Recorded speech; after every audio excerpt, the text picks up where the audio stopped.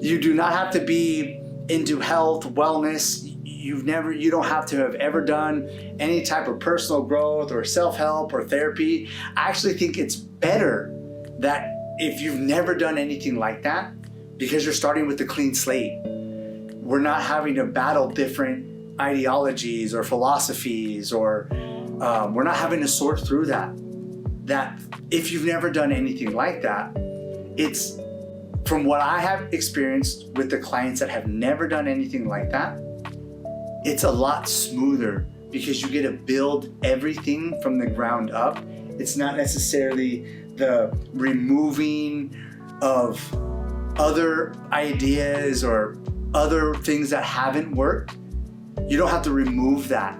You can literally start from ground zero, and through the OPT guidebook, through the OPT medicine wheel, through the teachings that are in the book, you get to build from brand new, which is a lot easier than trying to rebuild something that doesn't work.